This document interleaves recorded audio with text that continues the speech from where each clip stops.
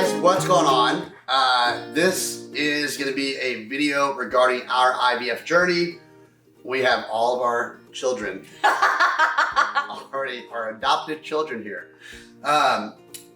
Okay, wow, this is very overwhelming. So I post a lot on my Instagram. I'm Brian, this is my wife. Marina. That's the one. No, I don't want you to speak. But anyway, guys, I post a lot on my Instagram and kind of share our life together. And so we have to do IVF. And so, yeah, it seemed like it was a big interest for people. So, okay, well, let's make a video. We're already kind of like a little bit in the process, but let's go ahead and make a video where we're at and everything we've learned. And hopefully that will help other couples. I just got back from the gym, so my skin is very salty, and Ralph here is going to be licking me the whole time, I'm sure. We have Ralph, we have Rufus, the little brown one, and then our new puppy is Paisley. She's a lot bigger now than she was, 7 months ago. But anyway, all right, guys. Okay, so what we've done so far is we have taken a lot of the questions that we have gotten in messages, and we've condensed them and we put them in chronological order that makes the most sense, it sounds like, for flow. And yeah, Marina's gonna ask the questions that we've received, and then we will explain each one and everything we've learned, and hopefully we won't miss anything. All right, so what's the first question? Okay, first question is, why are we doing IVF? We like a challenge. Why are we doing IVF? So I have cystic fibrosis. I've had that since birth. It is a genetic condition that affects the lungs, the pancreas. We have a lot of people. Come on, get down. Come on. Come on. Jeez. Okay, just stay there. Stop. Why are we doing IVF? Why do we want more children? You guys are crazy. Anyway, guys, so I have CF, okay? And in CF, 98% of males that have CF have to do IVF. They can't have kids naturally. The transport mechanism, which is called the vas deferens, is usually missing or not fully formed, etc. in males. To my knowledge, the women that have CF are still able to have a natural birth and baby and blah, blah, blah. I mean, it's great.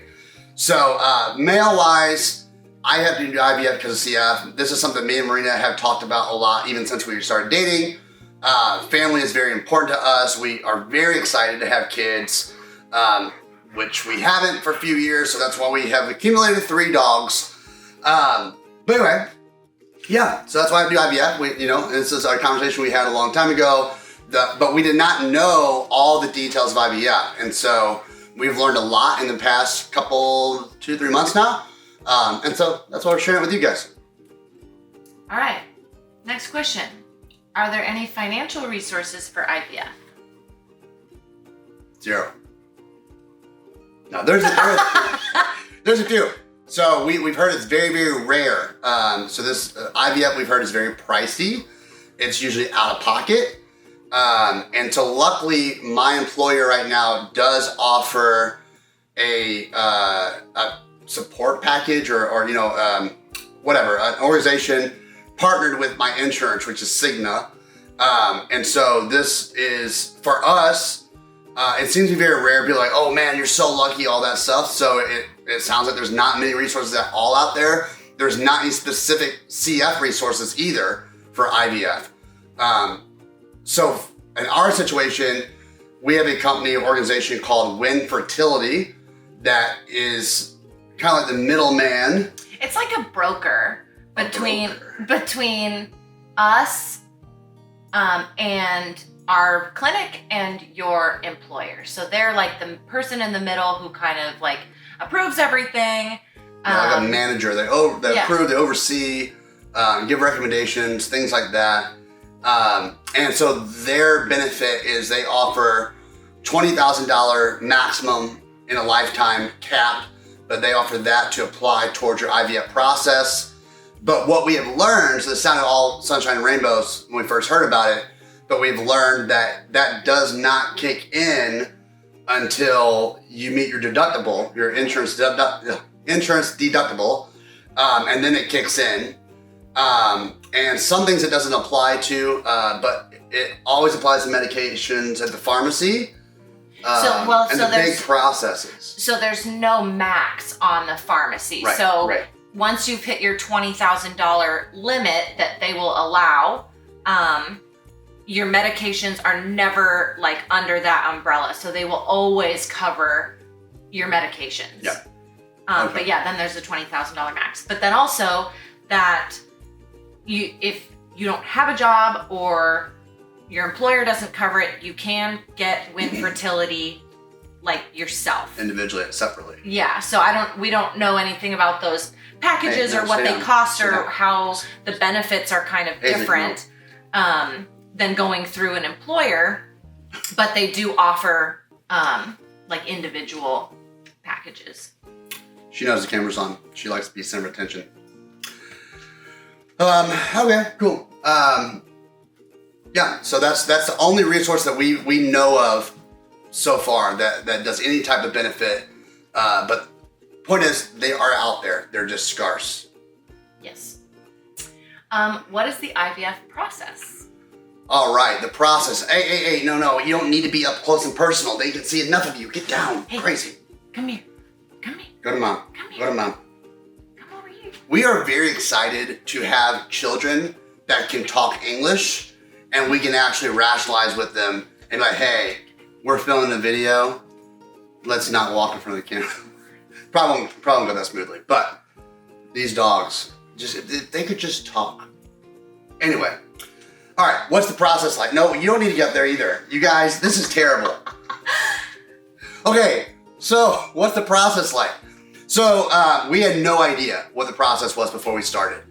And so what you typically have to do, and now everything that we understand, there's some details I'm sure we don't yet know, but from what we understand is, you want to do IVF, you first have to find a clinic, and in that process alone, they recommend, interviewing 2 to 3 clinics and just kind of picking the one that you feel like you click with, and what doctor you find knowledgeable and things like that. So that's super important. And then the process from there is you find your clinic, and then you basically are going to talk with them on your first consultation about their approach, things they recommend, what the steps that they're going to have you take as a couple. And so we kind of did all that. And then do you want it like really detailed, or we kind of want an overview?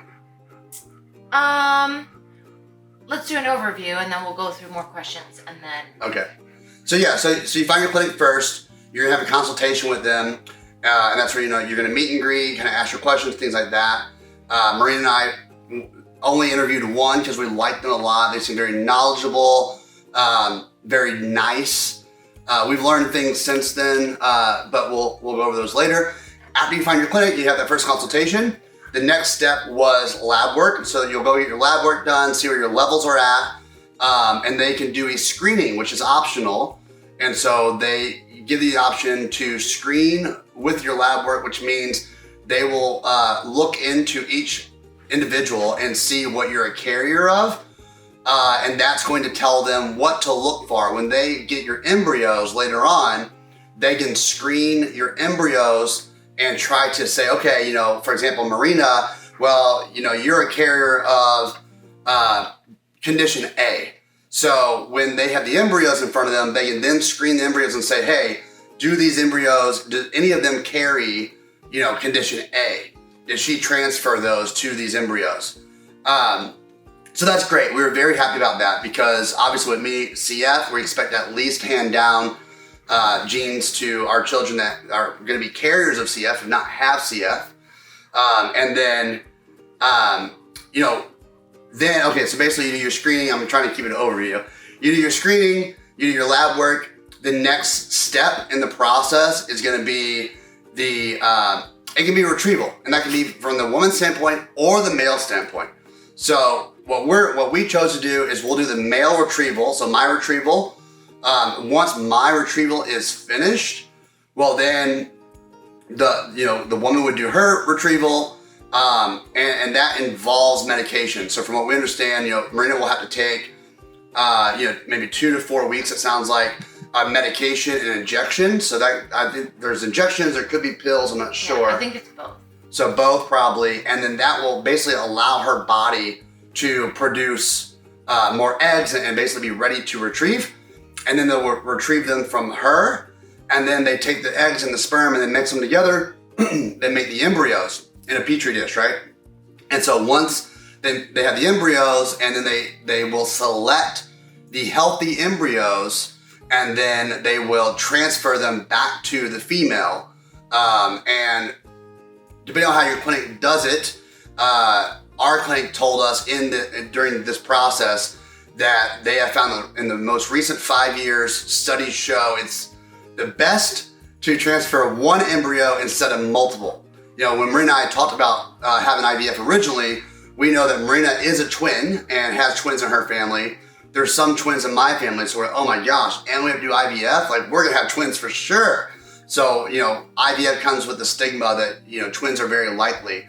But that's because they normally, previously would transfer multiple embryos into the female, and therefore you have a higher chance of having twins. But again, they described to us that studies now show you have more of a chance of success and a healthy baby by just doing one embryo at a time. So you lose that high risk of twins, but again, it sounds like it's for the best. And so that's the process. And then once they transfer them back into the female, the female will already be 3 weeks pregnant at that point. So then you just go ahead and have your normal pregnancy of 8 months and 1 week at that point. Yeah. So that's the entire process. Our process will be a little bit different. We'll explain. It sounds like there's more questions, so I'll get to that. Next question. How did you find an IVF clinic? So I can answer that. Yep. So she's the more administrative planning one, and I'm the wild jokes and the crazy ideas. And we love it. So I did a lot of research on IVF clinics in our area. Looked up tons of Google reviews. I think I settled on 4 or 5 different clinics that we had scheduled consultations with. And then my gynecologist had recommended a clinic that she said everybody gets pregnant that goes there. So I set up a consultation with them, and that is who our first consultation was with.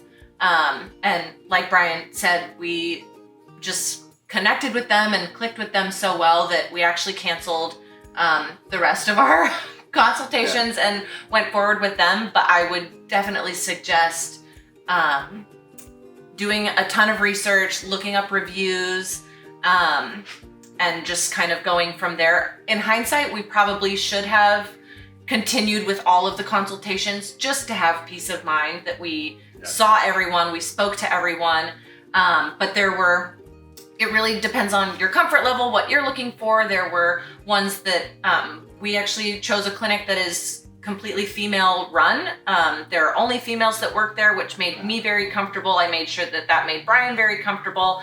But then there were also clinics that had male doctors, if you prefer that, or if Brian had preferred that. So it's really personal preference, but there's so many different types of clinics out there. Go ahead. So, as I said, we've learned a couple things though. So in this process, Marina and I have talked about this, and you guys, if you haven't started IVF yet, and you're kind of like wanting to learn about it and whatnot, you should, when you have these consultations with these clinics, you should have a list, write out in the beginning all the steps that you need to take, and try to get a rough timeline together.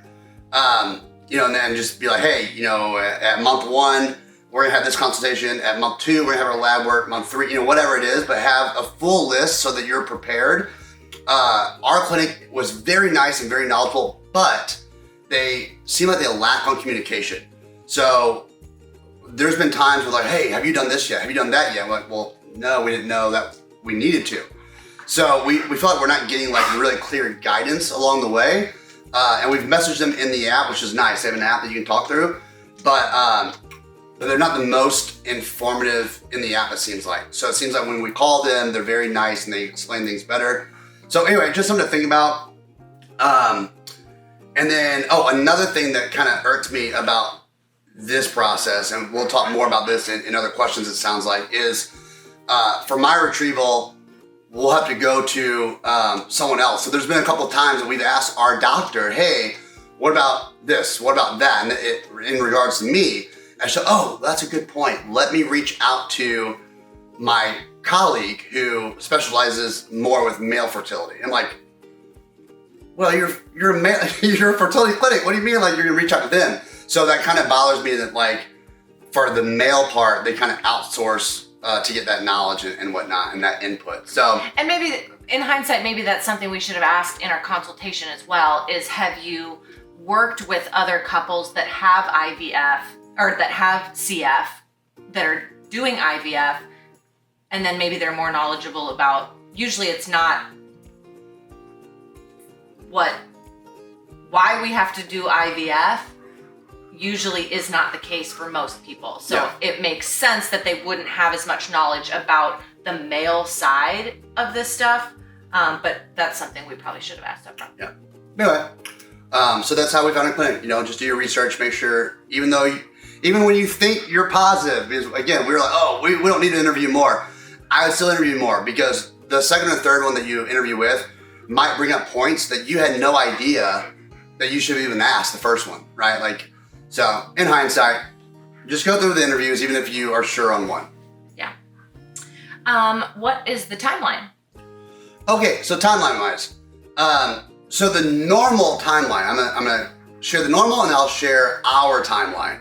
So the normal timeline seems like, you have your first consultation. After that, it seems like you can just schedule your retrieval, and whether that be the male or the female.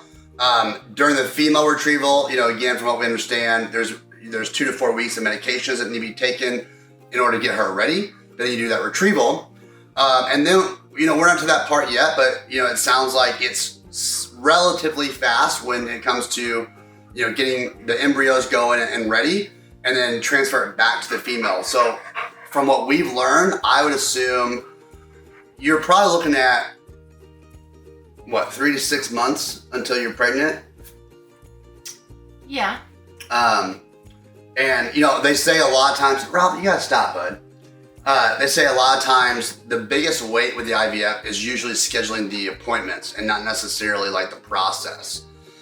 So that is the normal timeline. Again, we're not doing the normal timeline. So I'm just guesstimating from scheduling and the process. It sounds like around the 3 to 6 months and then you're pregnant. So with us, it's different. The reason is I'm the wild card here. We're doing IVF because I have CF, but I've also been on TRT, which is testosterone replacement therapy, for 3 years now. So males out there, our testosterone peaks at 21, and then as we age, it will decline all of our lives. So especially when you turn 30 and later, I would recommend getting your levels checked and seeing if TRT would help you out. It's not a medical necessity in most people. It was a medical necessity for me, but there's a range. Your testosterone is between like 200 and 1100. So I fell in the 650, so I was pretty good. But I've been told that, TRT will give you certain benefits as far as like muscle gain and recovery and energy and sex drive and motivation, things like that. And now, coming off TRT, which I'll explain here shortly, that's totally true. So I was on TRT, and again, I'll do another video on my channel about TRT. So if you guys are interested, look at that video. But when you give your body testosterone replacement therapy, so injections, you're injecting testosterone in your body, and your body is basically saying, I'm getting testosterone elsewhere, and your body's very efficient. So it's gonna say, I'm gonna shut down my factory, and I'm gonna stop making testosterone and sperm because I'm getting testosterone from outside. Okay, so again, it's reversible, it's not a big deal, but when you're wanting to do IVF, So you have to come off TRT because again, your body is not producing testosterone by itself because you're getting it elsewhere, and therefore sperm production has ceased.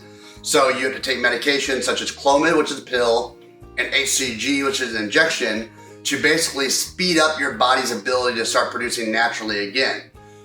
I've been told you don't have to take those medications, but if you don't, the transition period to start producing your own testosterone again is very long time. I think it's literally like 6 months to a year.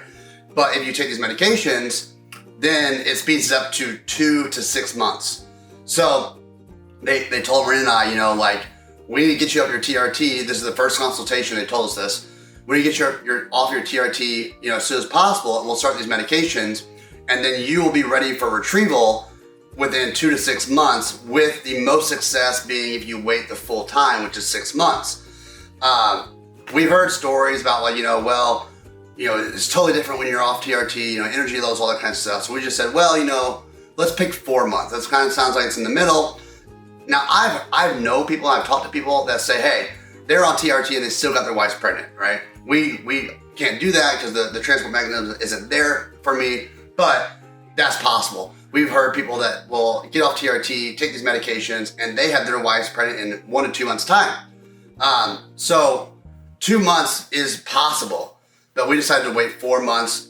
But after the first month of being off TRT, my energy has just gone way down. My motivation's gone way down, like sex drive, my focus. So it's impacting my workouts, it's impacting my work. So man, like, I was like, I gotta get back on TRT and get all those things good again. So we've decided we're gonna move up my retrieval, hopefully for July and not August. It's now July.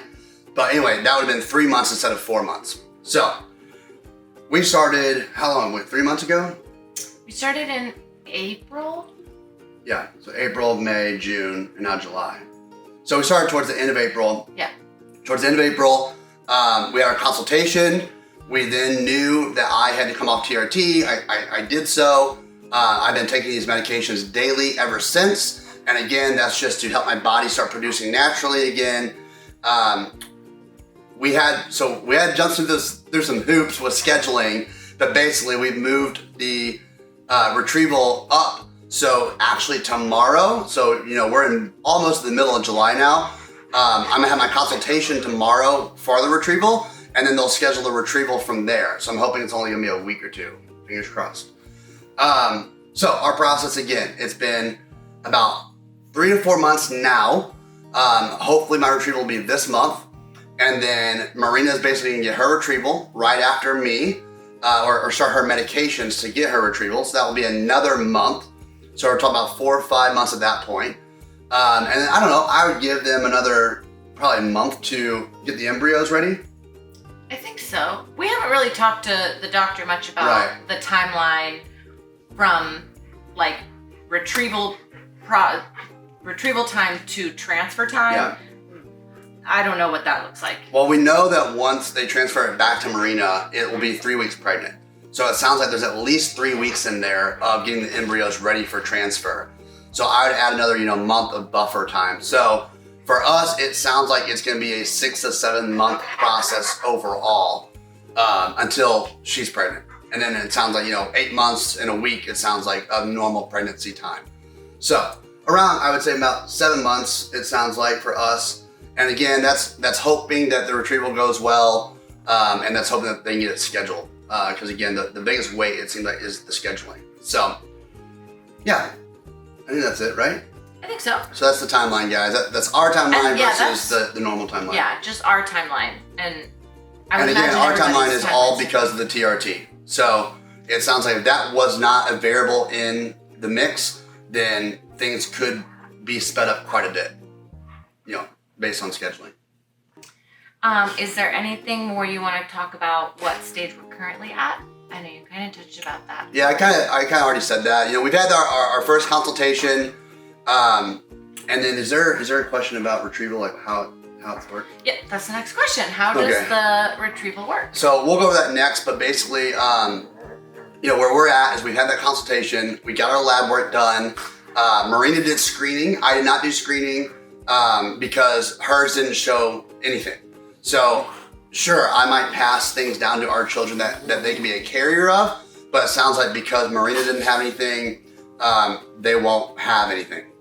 Fingers crossed, healthy baby. So we did our consultation, we did our lab work, Marina did her screening, and then we actually were kind of in the dark for a little bit. So we called my doctor, or our doctor, sorry, again, and we're like, hey, this is what we're thinking. We need to know next steps. And the next steps were to schedule my retrieval. And what we're about to go over in the next question is how they do that. So there was some anxiety around that.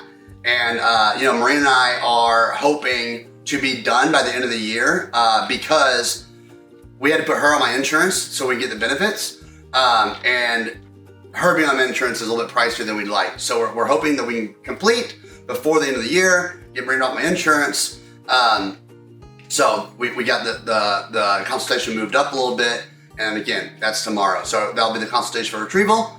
And then the next steps for us, it will be my retrieval, then we'll get her started. But, all right, so the next question is the big one, right? This is, at least for me, for you males listening, you guys out there, you're gonna wanna hear this one.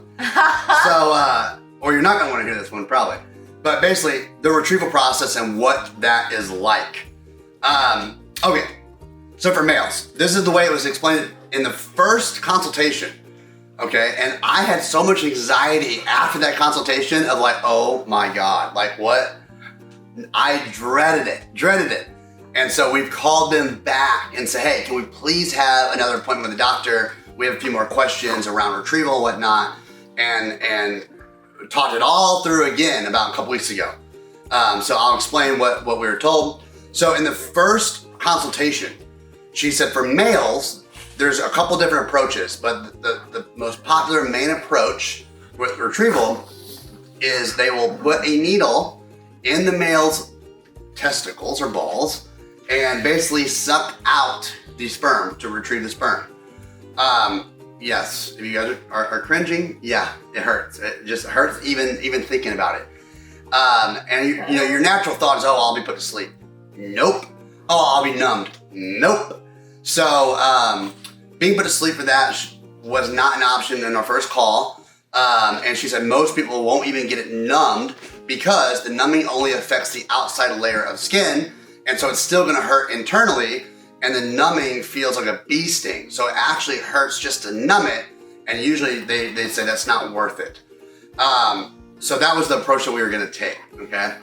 Now we called them back again, and I was like, hey, like I am freaking out, like I'm like super anxious about like this process, it sounds terrible. Is there anything we can do? Can we put me to sleep as an option? Like, do I need to pay more to like have that done? What not?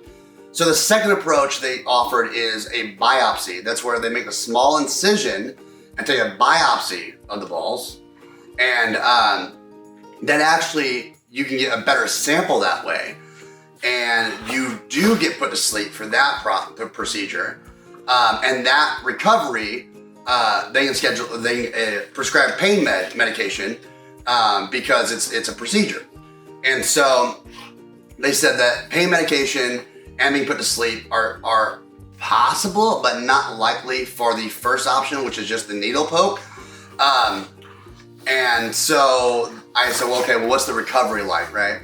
And she says it's pretty much the same. With the biopsy is a little bit more invasive, so you could be sore an extra day or so, but for the most part, the recovery is between 1 and 5 days, with about the first day and a half being the sorest.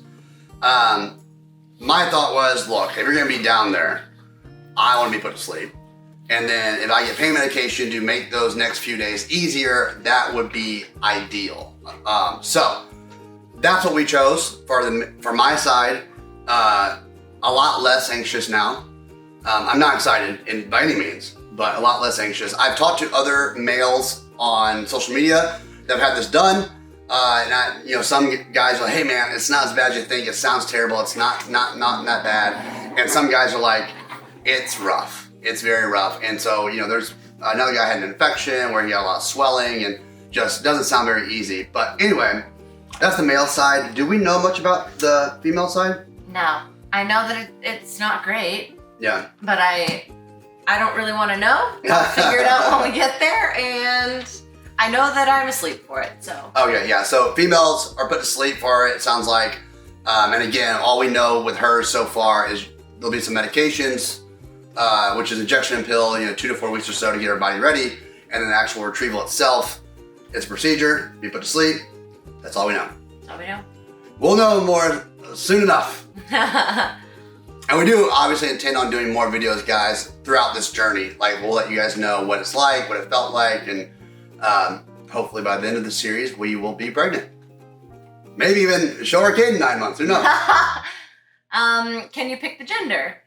Yeah, so can you pick the gender? So this is something that we were like super excited about. We didn't know, but apparently you can pay extra, and we've been told around like $3 or $5 grand is what it's gonna cost extra to pick the gender of your baby. So super cool option. Now we've decided that we won't pick the gender on the first one. We know we want to have at least 2, possibly only 2. And we really like, the stereotypical boy and girl. Hi, Paisley.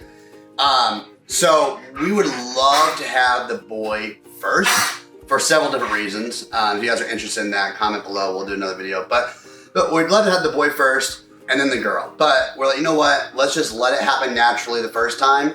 And then whichever we have first, we'll be sure to pick on the second time.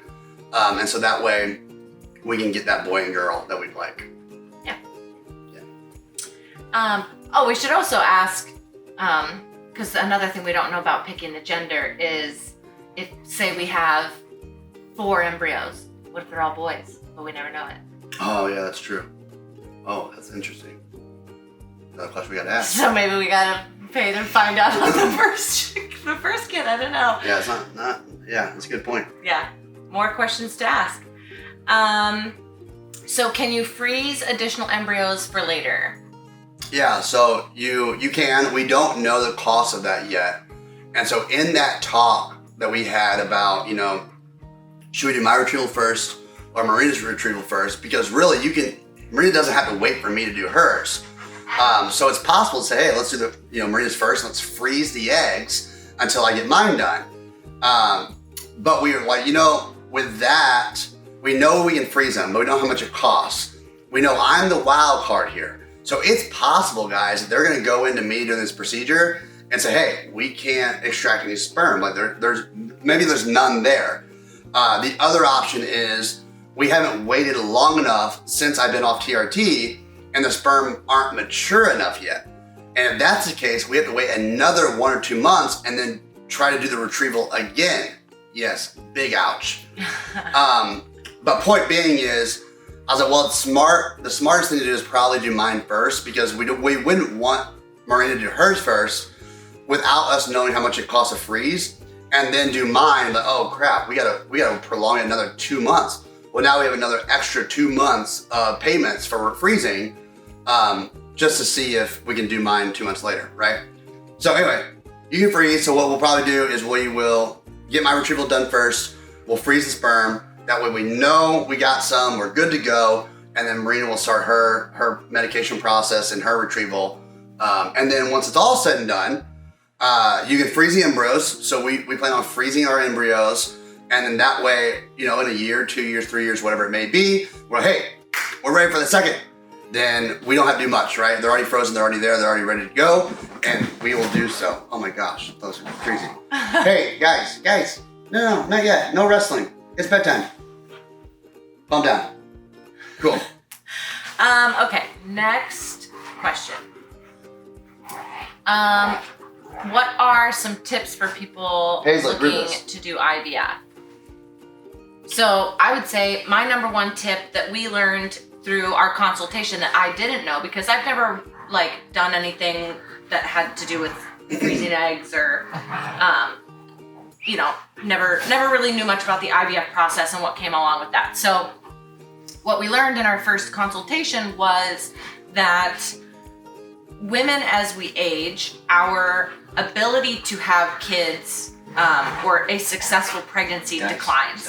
So typically after 35, you're at your peak. And so you can only decline from 35. So what we learned is the reason for that is that after 35, your eggs become less viable. However, if you were to freeze your eggs when you're 25 or 30 or in your early 30s, your success rate is based on the age of the egg.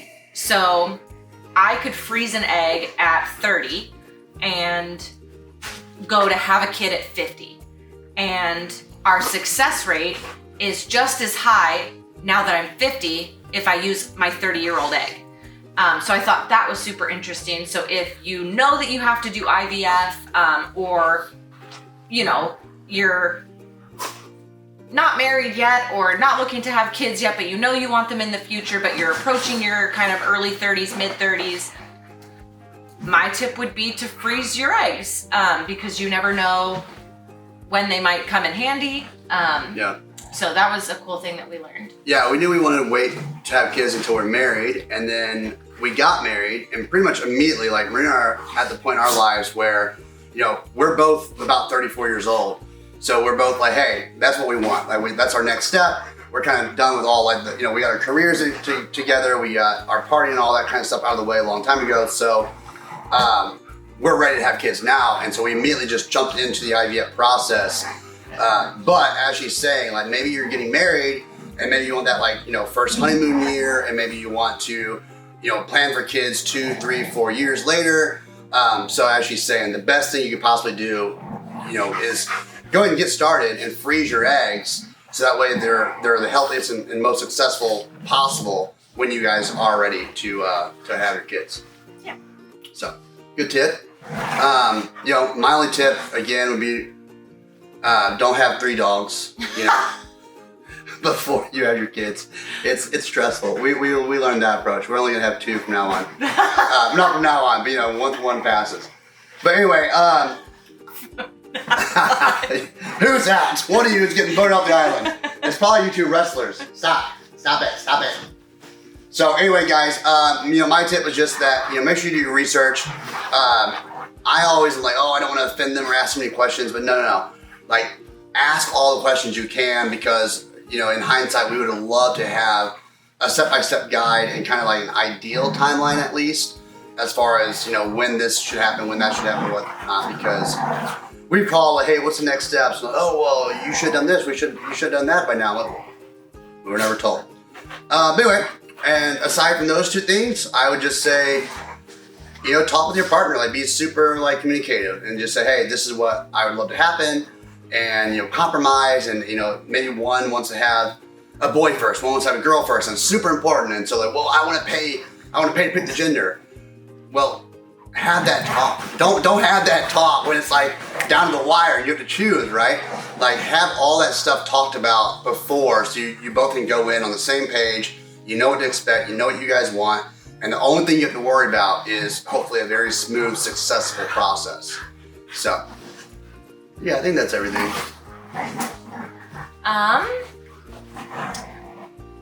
Maybe we just covered this. How many kids do we have? Oh yeah, we did cover this. So we've talked, Marina's a child of 4, and I'm an only child. So, my way or the highway. No, so we know we'd like a boy for sure. And ideally, I have a couple of nieces that we love to spend time with, and Marina has 2 sisters, and so we would like to also have a girl. So we know that for sure, and we think we only want to have 2.